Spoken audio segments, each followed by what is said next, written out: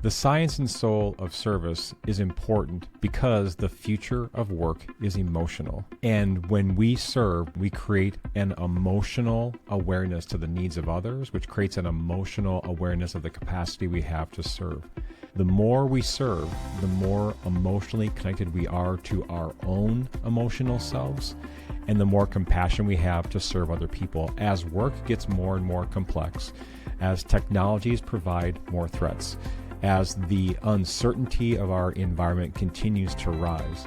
People will need to be comforted and cared for and be assured that they have a place of belonging no matter what's happening around them. And that is an emotional work. And if we can help people learn how to serve, we are going to be helping individuals create emotional and compassionate connections to their peers, which is going to expand their own capacity and expand the ultimate capacity of a team to work together towards the things we need to do.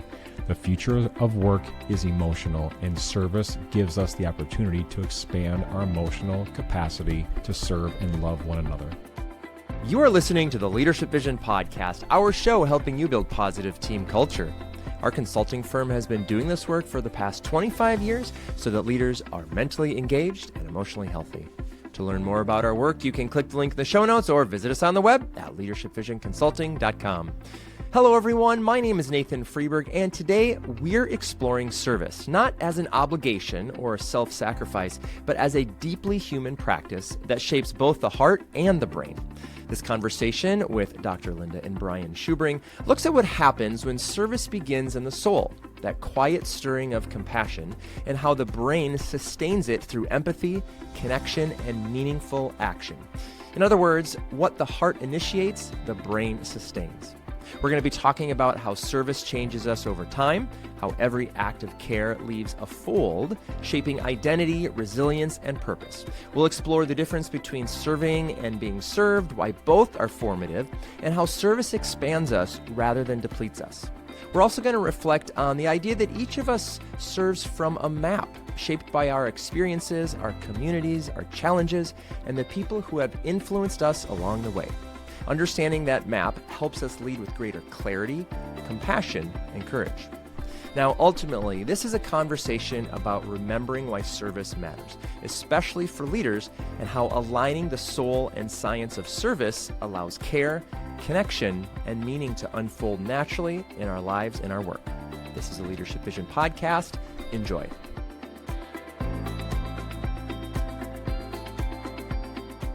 Brian and Linda, welcome back to the Leadership Vision Podcast. Thanks, Nathan. Thank you. It is good It's to great do be this, back. and I am really excited to talk about this topic today because my son has to do a service project for school. I'm so They glad. have Really? to do 12 hours, and they could pick whatever they wanted.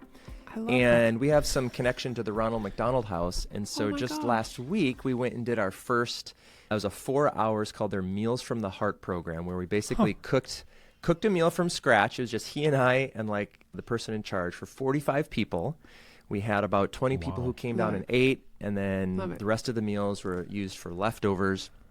And I mean, I was blown away by it, but watching him, the experience, he's like, this was incredible. It was so much fun. Like he played with this little kid, and like just watching these families come down to eat who looked like they'd been hit by a bus. Yes. Just as they're caring for their children in the hospital. It was incredibly Yes. powerful. So to start off our conversation, talk a little bit about why service matters. Like, why is it important for us as leaders to do something that is service-oriented, that is service-forward? One of the reasons why I think service is so important, not only to remind ourselves of, but to practice, is because serving is an intentional creation of connection between two human beings. And sometimes it's an intentional connection that spans socioeconomic strata. And that is part of why I want to talk about it, because I think the most transformational opportunity that service provides us is when we serve our peers. And part of today's conversation is to kind of weave together these potential opportunities to serve those who need service the most, and to take that type of lived and shared experience and to carry it into the teams with the people that we work with on a day-to-day level. I remember in the 1990s, I was reading Robert Greenleaf's book on servant leadership. It was compelling and it was exciting, and it's still true today. And I remember a mentor of mine turning that idea on its head a bit, because he said, it sounds like you've read Greenleaf's work on servant leadership. I was like, yeah, I believe it and I live it. And he said, I don't know if I like the term. And I was a little bit offended, because I've seen this leader lead in a way that is so selfless and so focused on other people. And he said, I wish it wasn't just called servant leadership. I wish we would invite people to be the lead servant. Ooh. And that messed with not just the language, but the understanding. And I continue to think of this leader every time I hear the word service or servant leadership, because what does it look like to be the one, not serving from a place because I'm going to help you, but taking a humble stance, a very aware stance, and being the person that goes first, that models what it means to serve others, to serve in all directions, and to be made better for it. Linda, I love that. I think that book came out in the 70s. But it's 50 years old and it's still more relevant than it ever was before. I'm curious, Brian, with all of your brain books that you read. It's called Neuroscience, Freeburg. Fine. Neuroscience books that you read. What have you come across neuroscientifically that connects what's happening in your brain when we do these acts of service projects, what you want to call them, and kind of connects to this conversation, or this part of the conversation about why this all matters? Well, first of all, one of the more important aspects of serving others is serving is usually a counterintuitive approach to leading, because leading is often an intellectual pursuit or a game of the mind, trying to figure out how we're going to move forward, what problems we're going to solve, what types of great decisions do we have to make. And that's an intellectual activity that creates an emotional response. Serving is the opposite. Serving is an activity of the heart that opens up our emotional capacities to give. And oftentimes that emotional connection to someone in need happens first. Well, neurologically, that happens first, that emotional opening, awareness, and connection. And the brain has to catch up to figure out how am I going to meet that need. So that heartfelt awareness turns into a cognitive experience later. And just that inversion of how we go about our day-to-day interaction with human beings makes the act of serving more memorable, more meaningful, and more transformative to both the one that is being served and to the one that is serving. I like that. I know, it's really good, right? That's really good. I like that, because what I hear you saying is that it's like the heart is sensing and picking up on something, and then the brain has to sort of follow it. Why does that so often feel absolutely exhausting and draining? And a lot of times leaders sort of connect that with like obligation or burnout, depletion. It often has more of a negative, I think, connection than what you've just described. Correct. Because it's difficult. Oh, that's what it is. Okay. Here's why. Most people do not practice an emotional expression of empathy or compassion. We don't have the practice in doing it. Yeah. And that which we don't practice, the brain doesn't pattern. And the opposite is also true. What we practice, we pattern, and what we pattern, we prefer. So imagine, spoiler alert, if teams have opportunities to serve those in need, they're actually participating in a practice that is going to expand their emotional ability to have compassion and empathy, not only for the disadvantaged and needy, but also a greater empathy and compassion for those that they work with. And that is why serving is so important, because it patterns us to begin to feel and see the needs for service that are immediately around us without us to have to go to a different part of the city or a different country to actually serve. Which is so important to teach them young. Yeah. So Nathan, introducing that to your children is so key, especially understanding, helping children like one of the bounces is you start to understand that they're just human too, or that we're not coming down from on high to help and be the savior. We are touching our own humanity, and then all of a sudden we're just playing with kids, and that was fun to make the dinner, and I make dinner at home, and now I just get to make it for 45 people. And it sets those patterns and that feel-good nature of like, that was actually fun, and it was well set up, and maybe it was really well organized. And once again, usually those being served receive a benefit, but those doing the service also receive maybe a longer lasting benefit, because it's creating the habits in the brain to continue to pay it forward. Yeah. So the empathy and compassion is certainly one of the products of service. Secondarily, we also know that through the influence of serving other people, we're understanding how service can not only be a self-expression of who we are, like I actually care and want to help someone.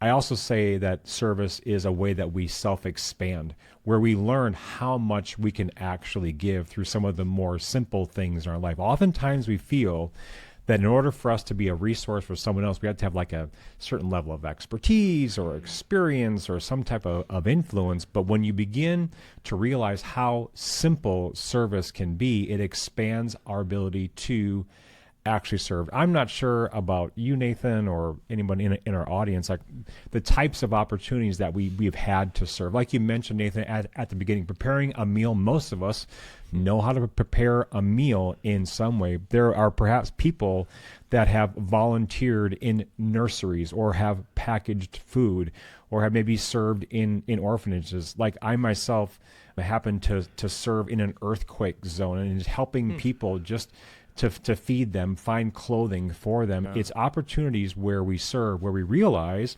it's not just an expression that I want to help, but there is a simple nature to serving some needs that helps us expand our capacity to serve when the needs are more complex. And all humans have the capacity to serve, to give of themselves, and it's finding the right opportunity. I think of my sweet mother, who is an avid listener. Hi, Mom. Hey, G-Mom. I think about my mom and the ways that she serves right now in writing birthday card notes to the youth in her community. And she goes by the date, and all these children get these handwritten notes.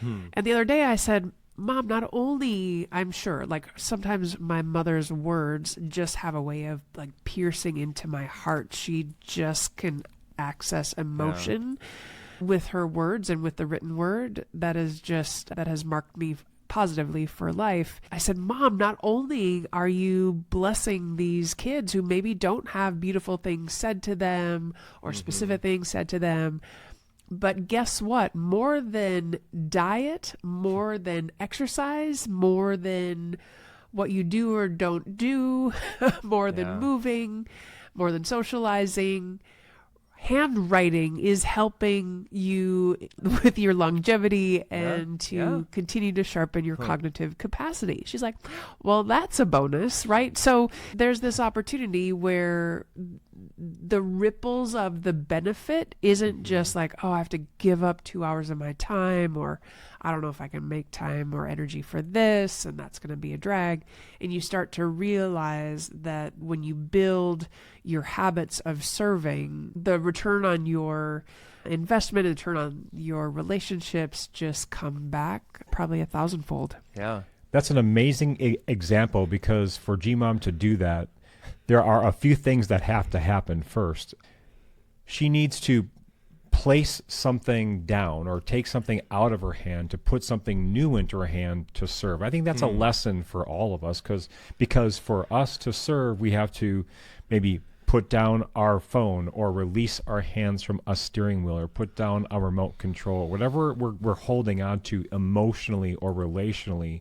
We have to open our hands to maybe take up a different tool, or to have a certain type of element in our hands to do something, or to simply be open. Because one of the phrases that we often say is, When we serve with open hands, we create a space for something to land. And when we open ourselves up, we create spaces for us to be the recipient of that human-to-human connection, even if we're the one serving. And sometimes I think that is the reciprocity that happens, is both people are being served. Both people are being transformed. And that's truly the influence of service, because if we are the one serving or the one being served, those imprints leave lasting marks. Yeah. To move us into the final section here, I'm going to try to wrap a bunch of things together, so bear with me for a second. Yep. So what I hear you saying is that this idea of service, use your great example of your mom or many others, it expands us. Like it's not something that depletes and sucks our energy, but it's this kind of big idea that, yeah, it might be physically tired, but it's helping you in a number of ways. Also, this idea of service doesn't mean, digging wells in Africa. It means serving your teammates, writing birthday cards to kids in your community, like whatever. Like there's a lot of different definitions of this, but it's really just that idea of sort of giving back. And so what I'm kind of want to transition us now, when you talk about folds and creases and reaching for unfolded lessons in transformation from an origami crane, this idea that service creates folds that change your identity. And, we don't have time to go through the whole fold metaphor parable from the book, but maybe just say a little bit about, like, what does it mean when we say that, like, acts of service creates a fold? What I believe is that serving is often an afterthought to our human development. Oh. Parents need to serve their children in order for the children to survive. And for any of us who have been parents, we know that trying to keep a human being alive is refolding some of the patterns that we've learned for self-preservation. That being said, the same applies to us when we are serving each other. Oftentimes, the patterns that we are creating are new folds that are sometimes counterintuitive or the opposite type of fold that we have learned to sustain us. Because as much as we need to belong, sometimes that belonging is an amplification of opinion. Sometimes that belonging is creating higher walls to form a greater sense of tribalism. And when that happens, those creases are hard to unfold. Well, guess what will be an antidote to opinion in tribalism? Unfolding through service. Because when we serve, it is a direct challenge to our tribal nature to belong, because oftentimes we're serving people that we don't necessarily belong to, where or whom they're among. We also have to put aside some of our opinions about what we think about people in order for us to serve others. Here's a really funny story. So I was talking about this unfolding process that happens through service with some people that are experts in service. We were talking about serving the needs of people who needed meals. So I told a story about serving the need of a person who was outside of our grocery store, and I asked him, what can I get you from the hot bar? And he had a very specific order. Yeah. That was contrary to my opinion of, you should be grateful that I'm giving you anything, but he wanted turkey and gravy, mashed potatoes, and all this other stuff. That was a conflict of opinions on what I was thinking. And the woman I was talking to, she shared a story of asking if she could feed someone, much the same setting, and the person that she was asking to feed said, and I have gluten sensitivity. So it's a clash of opinion. My point being, when we serve, we will often be surprised by the opinions that rise up that we have to fold over or fold away so that we can create opportunities to serve other people. The practice of service makes a fold, but that fold is often not meant to stay, but rather to prepare the next fold. So the things that we're learning about origami is that sometimes you fold things just to create the right crease so that another paper could be folded in. And so, Brian, I'm listening to you and I'm hearing your words of continually unfolding, and the unfolding nature of service. And Nathan's question was more about like, well, it puts a fold in your map, and both are true. Both are true because the fold creates the space for not just looking backwards, because that fold is not meant to be a point in time. That fold is to prepare the next action and the next both unfolding and refolding of the crane, which we can learn so many lessons from.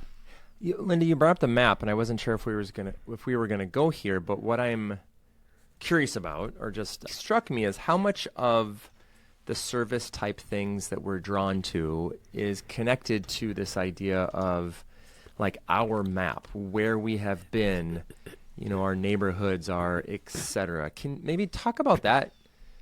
I don't know if we need to explain the map metaphor, but maybe talk about that idea of how we're created of these maps, and how perhaps where we serve is somehow connected to that.